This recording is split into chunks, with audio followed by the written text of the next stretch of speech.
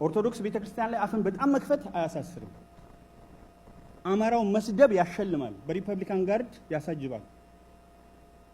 አማራውን አትግደሉት፣ አታፈናቅሉት፣ ከወለጋ ከጉራ ፈርዳ ከሂንቁፍቱ በደነው በቃው ይሄ ህዝብ የተለያየ ጊዜ ተመቷል ማለት ያስመታል። አማራው መስደብ ግን ያሸልማል። ይሄን ፕራክቲካሊ አይቻልም። ሁለት ህይወት የለኝምና ሁለት ምስክርነት አልሰጠም። ሁለተኛ የፖለቲካ ፓርቲዎች ቁርጠኝነት ነው።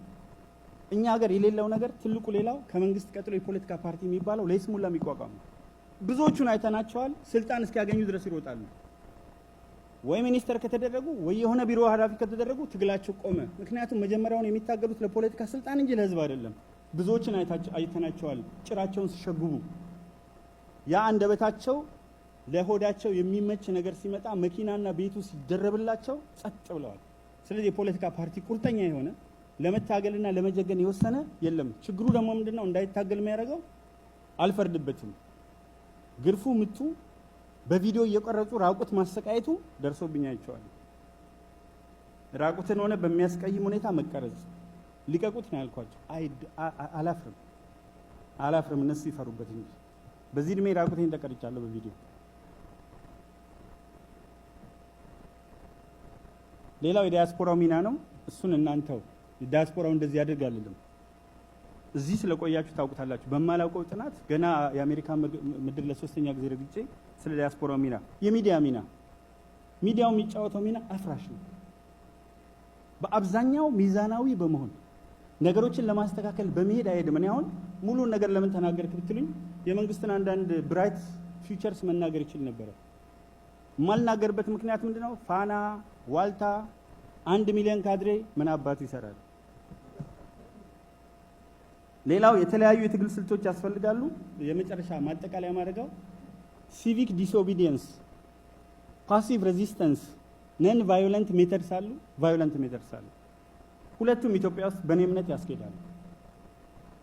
በሰላማዊ መንገድ መንግስትን ጫና መፍጠር፣ ሁለተኛ ደግሞ እያለክ ዝም ብለህ ተቀመጥ አለ። ዋናው ነገር ምንድነው? ማስቀመጠው ነገር በቃ ስወጣ መድረክ ላይ ላለመውጣት ሚዲያ ላይ ላለመውጣት ከሞከርኩበት ነገር አንዱ ምንድነው? ያደግኩት ቤተክርስቲያን ውስጥ ነው። ያደግኩት የወታደር ልጅ ሆኜ ነው። እዚህ በአጋጣሚ ወጥቶ እንደሆነ አላውቅም እንጂ የወታደር ልጅ አብሮኝ አንድ ክፍል የተማረ ሸዋቅና ካፕቲመር የሚባል የነጌሌ ቦርና አንድ ክፍል ውስጥ መምህራን ኮሌጅ እያለን 36 እና 37 ቁጥር ነበርና አረሳም። በ1978 ዓመተ ምህረት ነው የተመረቅነውና እዚህ ነበር ወጣ ሸዋቅና እንዳለ ነግሮኝ ነበርና እዚሁ ዲሲ ነው የሚኖረው አካባቢ። ስለዚህ ይሄን ካልኳችሁ በኋላ የሚጨርሰው ምንድነው? ባልናገር ይሻለኛል እኔ ዝም ብል። ምክንያቱም ስትናገር በሁሉም በኩል እንደገና ዳቦ ነው የምትጠበሰው። ማን አስገድዶኝ ነው 10 ዓመት ስለ ኢትዮጵያ እንትን የተናገርኩት? 6000 ዓመት ታሪክና ግን መናገር ያለብኝ 3000 ዓመት ታሪክ በምትሉት 100% አልስማማም። በአጋጣሚ ዲፕሎማሲና ዓለም አቀፍ ግንኙነት እየተማርኩ ነበር። በዲፕሎማሲና ዓለም አቀፍ ግንኙነት የኢትዮጵያ የውጭ ግንኙነት ታሪክ ብቻ 5000 ዓመት ነው። የኢትዮጵያ ታሪክ 6000 ዓመት ነው፣ በማስረጃ የቀረበ ነው። ለምንድን ነው ወደ 3000 የምትቀንሱት? ነው ወይስ ከሰሜን ኢትዮጵያ ከአማራ ወይ ከትግራይ ነው መጀመር ያለበት? አም ሲሪየስ 6000 ዓመት ታሪክ አለን። ቅድመ ታሪክ ደግሞ በሚሊዮን አለን። ስለዚህ ታሪክን የሚያሳንስ እንዴት ሰው ታሪኩን ያሳንሳል? ሰው እኮ ታሪኩን ፈልጎ ነው እኮ የሚጨምረው። እኛ በጣም ክሊር የሆኑ ሂስቶሪካል ኤቪደንሶች እያሉን ታሪካችን ለምን እናሳንሳለን የሚል ነው መነሻዬ። በተረፈ እዚህ ጋር ያላችሁ ሰዎች እንደዚህ ቆሜ ሁልጊዜ በምናገረው ንግግር ልጨምር፣ እዚህ ውስጥ ፈልጎ የተወለደ ሰው የለም። እዚህ ውስጥ ያላችሁ ሰዎች ማንም ሰው መጥቶ እህቴን ጋዜጠኛ ሄርሜላን የዚህ ብሔረሰብ አባል ናት ካልተናገረች ማለት አይቻልም። በማየት ዶክተር አክሎግን በማየት እኔ እንደውም አይታችሁ አሁን በይን ብትሉኝ እንዳይቀየሙ እንጂ ዶክተር አክሎግ ለምን ይቀየሙኛል? ነገሩ ክቡር ዘር ስለሆነ ደቡብ ነው የሚመስሉ። ፕሮፌሰር አቻሜለ ደበላ ሌላ አይነት። እዚህ ጋር ትንግርቱን ብንመለከተው ትንግርቱ በነገራችን ላይ ፕሮፌሰር ትንግርቱ እኔ ከተወለድኩበት 120 ኪሎ ሜትር ርቀት ላይ ነው የተወለደው። ለዚህ ይመስለኛል ሚንተገተገው ወደዛ ወደ በረሃ ያለን ሰዎች አንቻለን። ግን ማን ነው ብላችሁ ብትጠይቁ አይቻልም። ብሔረሰቡን እሱ ካልተናገረ ዲፋይን ማድረግ አትችሉም። አንድ ሰው ስሙን ማላውቅ ልውሰድና እዚህ ጋር ጠቆር ያለ ከለር ያለው ወንድም ያለ ማንም ሰው ብሔረሰቡን መናገር አይችልም። አማራ ውስጥ ጥቁር አለ፣ ቀይ ዳም አለ፣ ቀይ አለ። ኦሮሞ ውስጥ ጥቁር አለ፣ ቀይ አለ፣ ቀይ ዳም አለ። ኦሮሞ ውስጥ እቺም ያክል አጭር ሰው እንደኔ ነው የተንቋለለ ሜትር ከ87 አለ።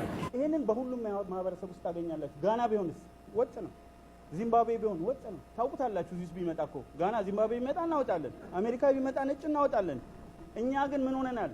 ተቀይጠናል። በተረፈ እባካችሁ ፈልገን ባልመጣንበት ማንነት አንገዳደል። እኔ ይሄንን ብሔረሰብ መርጬ አልተወለድኩም። ብዙ ጊዜ ብያለሁ። አባት ምረጥ በባል ኖሮ ምድር ላይ ያሉትን አባቶች አሳይተውኝ ምረጥ ቢሉ ኖሮ ቢል ጌትን ነበር ምለው። እውነቴን ነው። ጭስ ውስጥ አልወለድም። ከተማ አሳይተው ተፈጠር ብባል ኖሮ እምወዳቸው ሁለት ቦታዎች ነው ካየኋቸው ውስጥ ዋሽንግተን ዲሲ፣ እዚህ ዲሲ አካባቢ ያለ ቦታና ስቶክሆልም ስዊድን በጣም ወዳታለሁ። ብዙ ሀገር አይቻለሁ ግን ወዳታለሁ። ህዝቡን ወደዋለሁ በጣም። ስለዚህ እነዚህ ቦታ ኑር ብባል እኖራለሁ። አያችሁ መርጬ አይደለም የመጣሁት። ለምንድን ነው መገደለው? መርጬ ባልመጣሁበት። ሁለተኛ አማራ አልሆንም እስከምትል ህፃን ልጅ ሁለተኛ አማራ አልሆንም አትግደሉኝ። አያምም። የራሳችን ልጆች በዛ ቦታ ላይ አስቀምጠን አንመለከትም። ስለዚህ እኔ የምናደደውና የምናገረው አንደበት የሚይዝ አምላክ ስላለ ሁልጊዜ ውስጥ ያለውን ነው። መምህር ነኝ። መምህር ደግሞ ውሸታም ከሆነ በቆሞ ሞተ ማለት ነው። ቴንክ ዩ